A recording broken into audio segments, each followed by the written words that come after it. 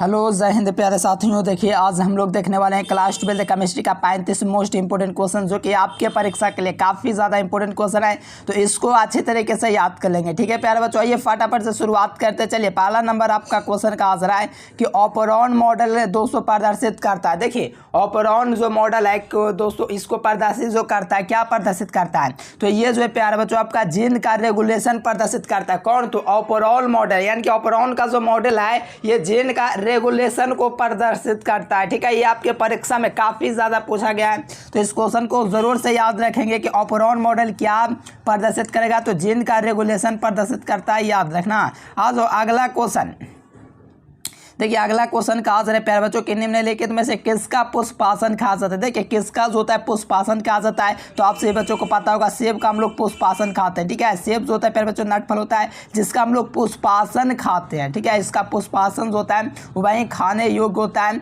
ऐसे आप लोग देख लीजिए प्यारे बच्चों, राइट आंसर बी नंबर होगा, याद रखिएगा।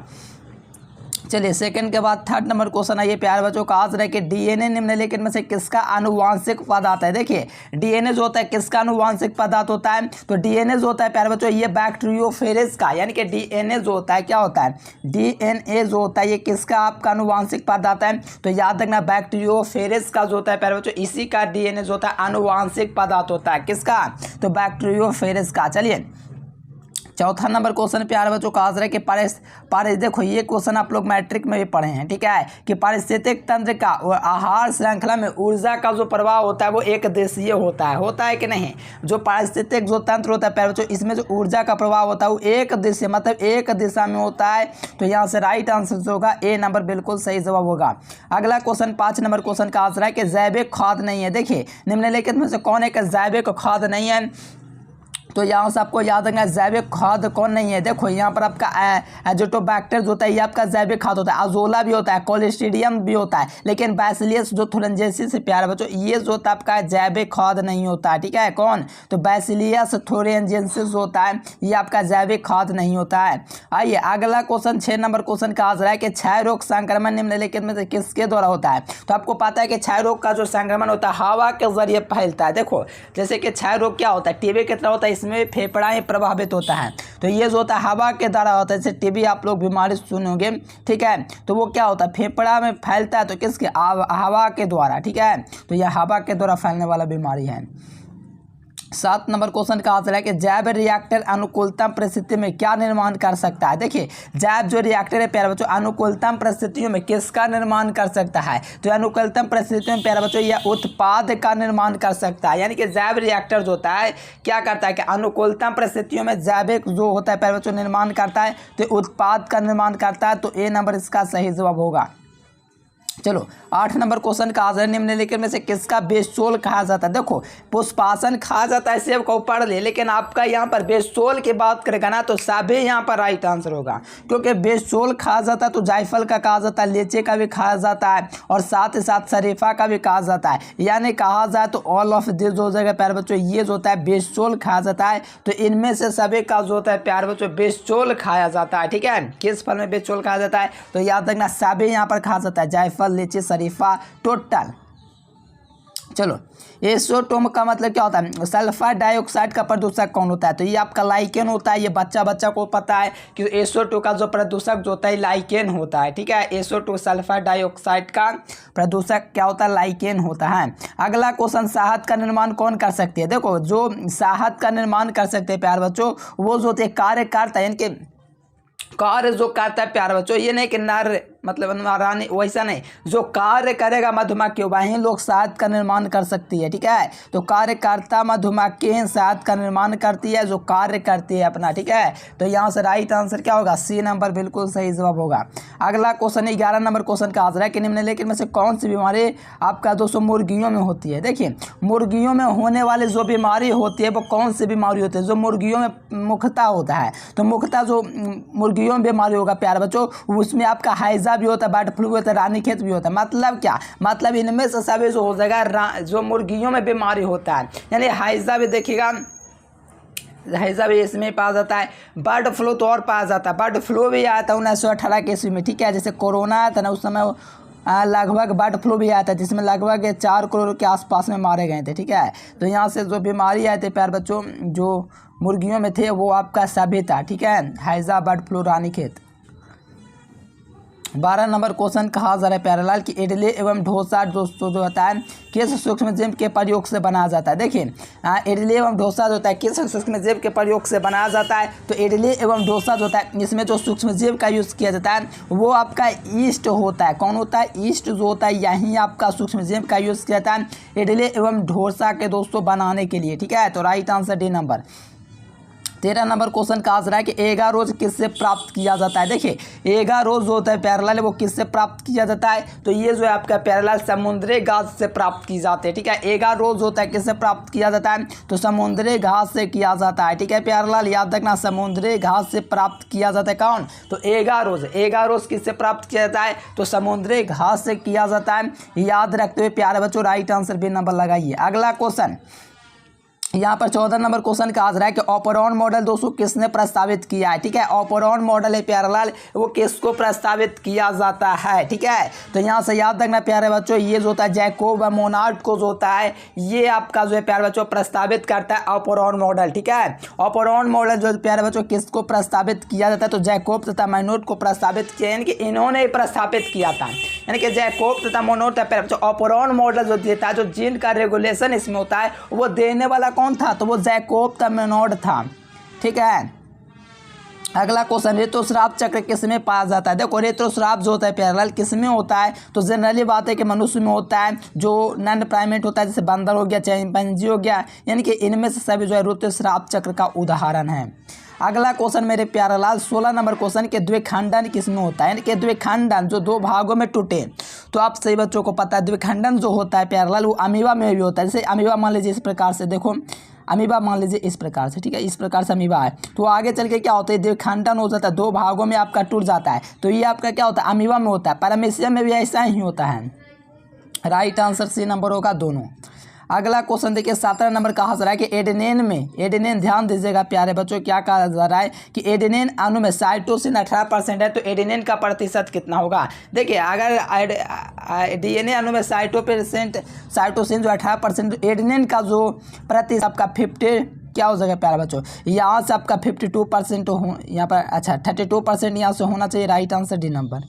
ठीक है, बहुत ही महत्वपूर्ण क्वेश्चन है, याद रखेंगे। चलिए अगला क्वेश्चन, बिडाल परीक्षण किसके लिए पुष्टि करता है, तो ये टाइफाइड जो बीमारी होता है बिडाल परीक्षण इसी के लिए पुष्टि करता है। ठीक है, बिडाल परीक्षण किसके पुष्टि करता है, तो ये टाइफाइड बीमारी को पुष्टि करता है मेरे प्यारेलाल। ठीक है, चलो बहुत बढ़िया, टाइफाइड बीमारी को पुष्टि करता है तो ये आपका बिडाल परीक्षण। अगला क्वेश्चन देखिए प्यारेलाल 19 नंबर क्वेश्चन, HIV निम्नलिखित में किस कोशिका पर आक्रमण करता है, तो HIV जो कोशिका होता है किस कोशिका पर आक्रमण करता है, तो यहाँ से आप लोग बताइएगा प्यारे बच्चों टी हेल्पर कोशिका, यानी HIV कोशिका जो होता है किस पर आक्रमण करती है, तो टी हेल्पर जो कोशिकाएं होती हैं उस पर ये HIV कोशिका क्या करता है, अटैक करता है। देखो ये सब जितना भी क्वेश्चन हम आपको करवा रहे हैं प्रीवियस ईयर में पूछे हुए क्वेश्चन है, हर हाल में इसको आप लोग अच्छे तरीके से याद कर लेंगे प्यारे बच्चों। और नोट्स ऑल सब्जेक्ट का आप लोग जरूर से ले लीजिए, पूरा सब्जेक्ट का पूरा एग्जाम में 100% लड़ेगा, बस मेहनत करने की ज़रूरत है। ठीक है प्यारे बच्चों, तो इस नंबर पर आप लोग ज़रूर से कॉन्टेक्ट करेंगे। चलिए अगला क्वेश्चन का आंसर है 20 नंबर, ऐसे पदार्थ जिनके प्रति प्रतिरक्षा अनुक्रिय होती है उन्हें हम लोग क्या कहेंगे, तो उनको हम लोग क्या कहेंगे प्यारेलाल, ये आप लोगों को बताना है। देखो ऐसे पदार्थ जिनके प्रति प्रतिरक्षा अनुक्रिया करते हैं, देखो क्वेश्चन बैंक में इसका गलती आंसर दिया मैंने देखा है, इसलिए क्वेश्चन बैंक का आंसर मत लगाना, एंटीजन होता है। देखो ऐसे पदार्थ जिनके प्रति जो प्रतिरक्षा जो होता है अनुक्रिय होती है तो उनको हम लोग एंटीजन कहते हैं, ना कि एंटीबॉडी। ठीक है, तो हम आपका क्वेश्चन बैंक भी अलग से एक वीडियो दे देंगे जिसमें पूरा सही से हम आपको करवा देंगे ताकि कोई दिक्कत ना आपको हो। चलो आ जाओ, यहाँ पर देखो एलर्जी कारक कितने, देखो एलर्जी के कारण निकालने वाला जो रसायन होता है वो कौन होता है, तो देखो एलर्जी के कारण निकालने वाला रसायन आपका हिस्टाटिन होता है। कौन होता है, हिस्टाटिन जो होता है एलर्जी के कारण निकालने वाला क्या होता है, तो आपका रसायन होता है। तो यहाँ से राइट आंसर जो होगा ए नंबर होगा। यहाँ पर देखिए 22 नंबर क्वेश्चन का आंसर है प्यारे बच्चों कि निम्न में से कौन जो है नर युग्मक में संयोजन कर भ्रूणपोष बनाता है। देखिए नर युग्मक में संयोजन कर भ्रूणपोष बनाने वाला कौन होता है, तो नर युग्मक में हाँ जी, बहुत ही बढ़िया, लास्ट जवाब एकदम सही जवाब आ रहा है। प्यारे बच्चों एकदम याद रखना है कि नारी युग्म में जो संयोजन करके बनाता है वो द्वितीय केंद्रक बनाता है। और ये क्वेश्चन है बहुत ज़्यादा इंपॉर्टेंट क्वेश्चन है, ठीक है, इसको आप लोग याद कर लेंगे। बहुत बार आपके परीक्षा में आया है कि निम्नलिखित में से कौन सा नारी युग्मक जो है संयोजन करके भ्रूणपोष बनाता है, तो वो द्वितीय केंद्रक बनाता है। बहुत ज़्यादा इंपॉर्टेंट क्वेश्चन है। चलो यहाँ पर ये क्वेश्चन देखो, एक जिन दूसरे जिन के 200 जोड़ी के प्रभाव को क्या करता है, दबा देता है, तो इस घटना को क्या कहेंगे। एक जिन दूसरे जिन के प्रभाव को कम कर देता है तो इसको हम लोग क्या कहेंगे, बताओ इसको हम लोग क्या कहेंगे। तो इसी को हम लोग कहते हैं एपिस्टाइटिस, ठीक है, यानी कि एपिस्टाइटिस इसी को कहा जाता है। एक जिन दूसरे जिन के प्रभाव को क्या कर देता है, दबाता है, ठीक है, इसी को एपिस्टाइटिस कहा जाता है। तो ऑप्शन ए। अगला क्वेश्चन कहा जा रहा है 24 नंबर क्वेश्चन के ट्रांसफॉर्मर आरएनए में, यानी कि टीआरएनए जो होता है प्यारे बच्चों, ट्रांसफॉर्मर आरएनए इसी को कहा जाता है। टीआरएनए जो होता है प्यारे लाल, इसमें जो होता है पाए जाने वाले 3 क्षारकों में जो संदेश क्या होता है, जो संदेश वाहक आरएनए कोडॉन से बनता है, इनमें 3 क्षारकों में जो संदेश वाहक जो होता है, संदेश वाहक क्या होता है, टीआरएनए होता है आपका संदेश वाहक, ठीक है, आरएनए होता है, ये एमआरएनए होता है संदेश वाहक, ठीक है। तो यहाँ पर आपका आरएनए कोडोन से बांधता है, तो इस क्रिया को हम लोग क्या कहेंगे, यानी कि टीआरएनए और संदेश वाहक एमआरएनए के 200 आरएनए से क्या बनता है, कोडॉन बनता है, तो इस क्रिया को हम लोग क्या कहेंगे। ये जो पूरे प्रक्रिया हुई बनने की, तो इस प्रक्रिया को ही हम लोग कहते हैं एंटीकोडोन, ठीक है। चलो आ जाओ 25 नंबर क्वेश्चन कि बुचेरिया बैक्टीरिया के जो आदमी में फाइलोरिया रोग पैदा करता है, फाइलोरिया रोग पैदा करता है, तो इस समूह को हम लोग क्या कहते हैं, हेलमिंथ कहते हैं, ठीक है, हेलमिंथ याद रखना, डी नंबर। 26 नंबर है कि अधिक अल्कोहल लेने से शरीर का कौन सा अंग सबसे ज़्यादा प्रभावित होता है, तो वो हमारा यकृत होता है, ठीक है, यकृत सबसे ज़्यादा प्रभावित होता है। मेंडल के नियम का एक अपवाद कौन सा है, देखिए मेंडल का जो नियम देते 3 नियम मेंडल ने दे रखा है, तो उनमें दोस्तों कौन सा नियम दोस्तों जो अपवाद है, तो देखो प्रभाविता का नियम तो ठीक है, युग्मक की शुद्धता का नियम दूसरा नियम ये भी तो सही है, स्वतंत्र अपवन का तीसरा नियम ये भी तो सही है, लेकिन सागलता का जो नियम है यह अपवाद है मेंडल के नियम का, ठीक है, ये अपवाद है, हम आपको कराएंगे, ठीक है। चलो 28 नंबर, यौन संचारित रोग कौन है, तो देखो यौन संचारित जो रोग होता है सिफिलिस होता है, सिफिलिस, गोनेरिया, ये सब क्या होता है, एड्स, ये सब आपका क्या होता है, यौन संचारित रोग होता है, ठीक है, ये सब याद रखना आप लोग, ठीक है, बहुत ज़्यादा इंपॉर्टेंट क्वेश्चन है। चलो आज यहाँ पर कहा था 29 नंबर कि निम्नलिखित में से कौन विषाणु से, देखो बैक्टीरिया से जो होने वाला बीमारी मेरे प्यारे लाल, वायरस से विषाणु से होने वाली बीमारी कौन सी है, चलिए बहुत ही बढ़िया। देखो विषाणु से होने वाले, देखो मार्क्स नहीं, इन्फ्लुएंजा भी नहीं, हाँ डिप्थीरिया जो है ये आपका विषाणु से होता है, ठीक है, वायरस से होता है। देखो निम्नलिखित में से कौन पशुपालन में सम्मिलित नहीं है,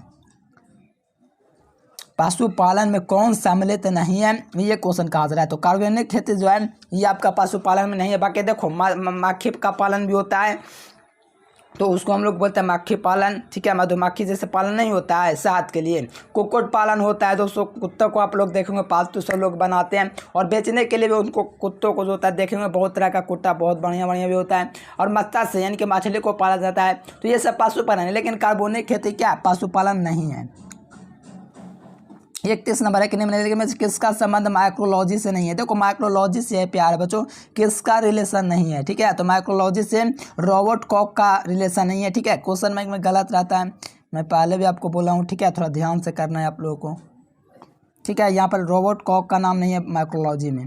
देखो एंटीकोडॉन्स किस में पास जाते हैं, देखिए एंटीकोडॉन्स होता है टीआरएनए में, यानी कि टीआरएनए जो होता है प्यारलाल, इसमें आपका ट्रांसफॉर्मर जो आरएनए जो होता है इसमें एंटीकोडॉन्स पाया जाता है, तो right answer B number. 33 number question, Mendel ने प्रतिपादित किया, तो मेंडल ने प्रतिपादित किया था आनुवांशिकता का नियम, क्या मेंडल ने प्रतिपादित किया था आनुवांशिकता का नियम मेंडल ने दिया है, ठीक है न जी, कमेंट कीजिए बहुत बढ़िया से, ठीक है। चलो आ जाओ अगला क्वेश्चन देख लीजिए 34 नंबर क्वेश्चन, ठीक है, पृथक्करण का सिद्धांत देख लीजिए क्या हुआ, पृथक्करण का जो सिद्धांत है प्यारे बच्चों, इसको और क्या कहते हैं? पृथक्करण के सिद्धांत को ही एक और नियम कहा गया है, जिसे हम लोग कहते हैं युग्मकों की शुद्धता का नियम। ये नियम भी हम आपको पढ़ाएंगे, ठीक है। लेकर आते हैं अब आपका बायोलॉजी का भी सब्जेक्टिव करवाएंगे, ठीक है। बहुत सारा विद्यार्थी का कमेंट है, ठीक है, करवा देते हैं प्यारे लाल। आइए 35 नंबर, नई प्रजातियों के निर्माण में महत्वपूर्ण कारक कौन होता है? तो ये आपका उत्परिवर्तन होता है। नई प्रजातियों को उत्परिवर्तन होगा तो नए कारक होंगे। और नोट्स आप लोग ऑल सब्जेक्ट का प्यारे बच्चों, ये नंबर जो आपको दिख रहा है, इस नंबर पर आप लोग फटाफट कॉन्टेक्ट करके ऑल सब्जेक्ट का नोट्स ले लीजिए और तैयारी में लग जाइए प्यारे बच्चों, ठीक है। वीडियो पसंद है तो लाइक सब्सक्राइब जरूर से कर देना। Thanks for watching this video. जय हिंद, वंदे मातरम।